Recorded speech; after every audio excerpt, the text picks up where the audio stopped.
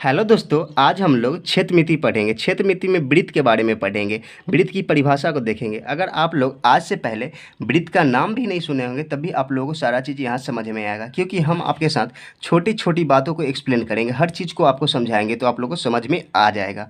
तो चलिए सबसे पहले बात करते हैं वृत्त की परिभाषा का। वृत्त का परिभाषा क्या कहता है? किसी निश्चित बिंदु से एक समान दूरी पर स्थित गोलाकार बिंदुओं का पथ वृत्त कहलाता है। किसी निश्चित बिंदुओं से एक समान दूरी पर स्थित गोलाकार बिंदुओं का पथ वृत्त कहलाता है। तो आप लोगों को परिभाषा से क्लियर नहीं हुआ होगा। चलिए हम लोग इसको आकृति से समझते हैं, इसका आकृति बनाते हैं। जैसे कि हम यहाँ पे बनाए हैं, हाथ से बनाए हैं, उतना गोल नहीं हुआ है। आप लोग इसको एक प्रकार से बनाइएगा, पूरा गोल होगा। तो समझते हैं, जैसे कि कह रहा है एक निश्चित बिंदु, जैसे कि ये मान लीजिए निश्चित बिंदु है, यहाँ से समान दूरी पे स्थित एक गोलाकार बिंदुओं का पथ, ठीक है, गोलाकार बिंदुओं का पथ, इसी को हम लोग वृत्त कहते हैं। कहने का अर्थ सीधा सीधा ये समझिए, हर जगह इसके बीच की दूरी जो है ना, यहाँ केंद्र से इसकी दूरी समान होनी चाहिए। इसको हम लोग केंद्र बोलते हैं, इस बिंदु को हम लोग केंद्र बोलते हैं, इसको ओ से सूचित करते हैं। तो यहाँ से हर जगह दूरी समान होनी चाहिए, बस इतना ही बात है। बात करें इसका एग्जाम्पल का, तो सबसे बेस्ट एग्जाम्पल आप लोग घर में चूड़ी देखे होंगे, चूड़ी का नाम सुने होंगे। चूड़ी अर्थात बल्ला, जिसको महिला लोग पहनती है, माँ लोग पहनती है, दीदी लोग पहनती है, ठीक है। तो चूड़ी का बेस्ट एग्जांपल रहेगा। या बात करें कि बस का ये टायर, साइकिल का टायर, ये सब इसी का एग्जांपल है। जैसे हम लोग बचपन में टायर घुमाते थे ना, वो टायर इसी का एग्जांपल है। तो उसी को हम लोग क्या बोलते हैं? वृत्त बोलते हैं। तो आप लोग को इतना चीज़ क्लियर हुआ होगा। जैसे कि इस बिंदु को हम लोग केंद्र या केंद्रक बोलते हैं, इसको ओ से सूचित करते हैं, इसको हम लोग ओ से सूचित करते हैं, ठीक है। इसको केंद्र बोलते हैं या केंद्रक बोलते हैं। अब बात करते हैं इस केंद्र से यहाँ इस बिंदु के बीच की दूरी को क्या बोलते हैं? इस केंद्र से इस बिंदु के बीच की दूरी को हम लोग क्या बोलते हैं? त्रिज्या बोलते हैं। इसको छोटी आर से सूचित करते हैं। छोटी आर बोले तो रेडियस, रेडियस मीन्स होता है त्रिज्या, ठीक है। छोटी आर से सूचित करते हैं।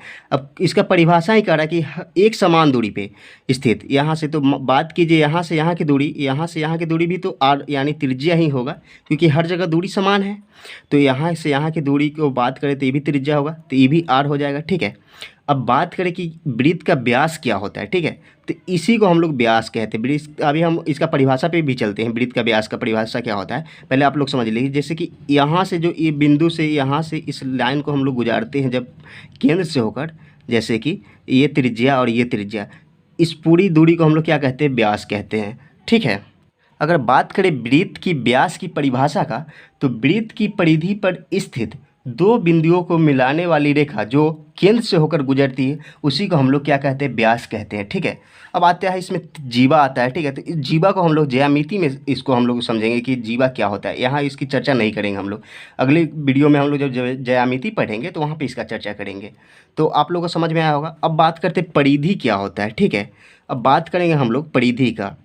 परिधि की बात करने से पहले हम लोग समझ लेते हैं पहले व्यास, ठीक है। तो व्यास को हम लोग छोटी डी से सूचित करते हैं, छोटी डी से सूचित करते हैं। त्रिज्या को हम लोग छोटी आर से सूचित करते हैं, ठीक है। केंद्र को बात करें तो ओ से सूचित करते हैं। इतना चीज़ आप लोग को क्लियर है।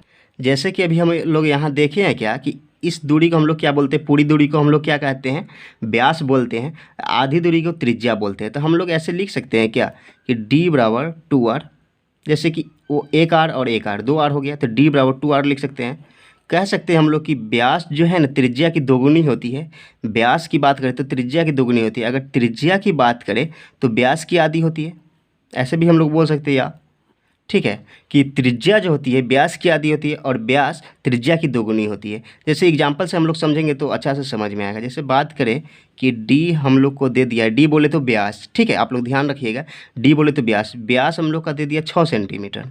तो यहाँ पूछेगा कि आप रेडियस बताइए, यानी त्रिज्या बताइए, छोटी r बताइए, तो क्या हो जाएगा? r बराबर क्या होता है? d/2। तो d/2, d कितना है हमारा? 6 है, अब बाई 2 कर देंगे तो कितना आ जाएगा हम लोग का? 3 आ जाएगा। तो ये 3 सेंटीमीटर हो जाएगा। अगर बात करें, अगर r दे दिया हम लोग को 4 सेंटीमीटर। अगर बात करें यहाँ की d बताइए, d पूछेगा तो आप लोग क्या कीजिएगा कि d बराबर क्या होता है? 2r होता है। तो 2r की वैल्यू कितना है? 4 है। सॉरी, नहीं दिख रहा है आप लोग को। तो r का वैल्यू कितना है? 4 है। तो कितना हमारा निकल के आ जाएगा यहाँ से? 8 सेंटीमीटर।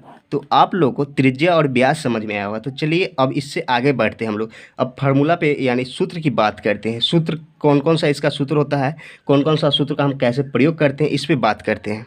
तो सबसे पहले हम लोग बात करेंगे वृत्त का परिधि का, ठीक है।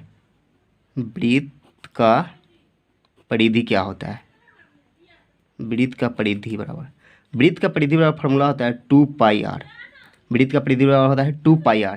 ठीक है, जैसे कि परिधि को हम लोग समझे, जैसे कि यहाँ एक हम लोग रॉफ फिगर बनाते हैं। ठीक है, जैसे मान लीजिए कि ये वृत्त है, थोड़ा गोल नहीं हुआ है क्योंकि हाथ से हम बना रहे हैं, प्रकाल से नहीं बना रहे हैं यहाँ। ठीक है, तो ये क्या है? वृत्त है। परिधि की बात करें तो ये इसका परिधि है। जैसे ये इसका परिधि हुआ। ये जो हम इसको अथी कर दिए हैं, लाइट कर दिए हैं, ये क्या है? इसका परिधि है। जैसे कि बात करें अगर कोई तार है, ठीक है, जैसे कोई तार है, इसको यहाँ से हम लगाना स्टार्ट किया, ऐसे मतलब गोल गोल कर रहे हैं, इस आकार से गोल कर रहे हैं, तो यहाँ से यहाँ जहाँ से स्टार्ट किए फिर वहीं पहुँच गए, तो ये जो दूरी तय किए ना, यही परिधि है। ठीक है, इतना अगर बात करें कितना दूरी तय किए तो हम इसकी परिधि के बराबर दूरी तय किए, तो यही परिधि होता है।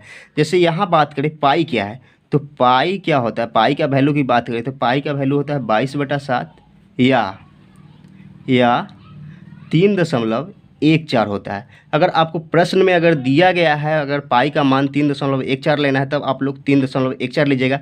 अर्थात अगर प्रश्न में नहीं कहा गया, अगर प्रश्न में सिर्फ परिधि निकालने को कहा गया, तो आप लोग पाई का मान 22/7 लीजिएगा। ठीक है, अगर प्रश्न में या मेंशन किया जाता है कि आप पाई का मान 3.14 लीजिए, तभी आप लोग 3.14 लीजिएगा। ठीक है, अगर मेंशन नहीं किया जा रहा है तो आप 22/7 लीजिएगा। जैसे एक एग्जाम्पल लेते हैं, जैसे आर हमारा दिया हुआ है 14 सेंटीमीटर, समझ लीजिए आर हमारा 14 सेंटीमीटर है, तो यहाँ हमारा क्या परिधि निकालना है। तो परिधि का फॉर्मूला, वृत्त का परिधि बताइए, तो वृत्त का परिधि निकालना है, तो वृत्त का परिधि 2πr फॉर्मूला हो गया, तो हम लोग इसको निकालेंगे। तो 2 गुने 22, यहाँ नहीं दिया है आर क्या लेना हमको पाई का मान, तो हम लोग अपने मन से कितना 22/7 लिख देंगे। ठीक है, अपने मन से 3.14 नहीं लिखना है, अपने मन से जब लिखना है तो 22/7 लिखिएगा। अगर क्वेश्चन में मेंशन किया जाए कि पाई का मान आप 3.14 लीजिए, तब आप 3.14 लीजिएगा। तो यहाँ 22/7 ले लिए। ठीक है, और गुने त्रिज्या की बात करें, आर त्रिज्या होता है, अभी बताएं आप लोगों को, तो त्रिज्या कितना हो गया 14 सेंटीमीटर। तो इसको हम लोग सॉल्व कर लेंगे, तो निकल कर हमारा कितना आ गया 88 सेंटीमीटर। ये क्या निकल कर आ गया? हमारा परिधि निकल कर आ गया। तो आप लोगों को परिधि समझ में आया होगा। चलिए अब आगे बात करते हैं हम लोग वृत्त का क्षेत्रफल का। वृत्त का क्षेत्रफल को हम लोग इंग्लिश में क्या बोलते हैं? एरिया बोलते हैं, एरिया। ठीक है, तो हम लोग सबसे पहले समझते हैं एरिया होता क्या, तो फिर एक रफ आकृति हम बना लेते हैं। ठीक है, अब परिधि तो आप लोग समझिए कि इसको हम लोग क्या बोलते हैं? इसको हम लोग परिधि बोलते हैं, इसको हम लोग परिधि बोलते हैं। ठीक है, इसको हम लोग ओ से सूचित करते हैं, अर्थात ये क्या है? केंद्र है। इसकी बात करें तो ये क्या? त्रिज्या है। ठीक है, पूरी लाइन की बात करें तो ये आर 2r, तो ये डी है बराबर 2r हो जाता है। पूरी लाइन को हम लोग क्या बोलते हैं? व्यास बोलते हैं। डी क्या है यहाँ हमारा? व्यास। इतना चीज़ क्लियर है आप लोग को।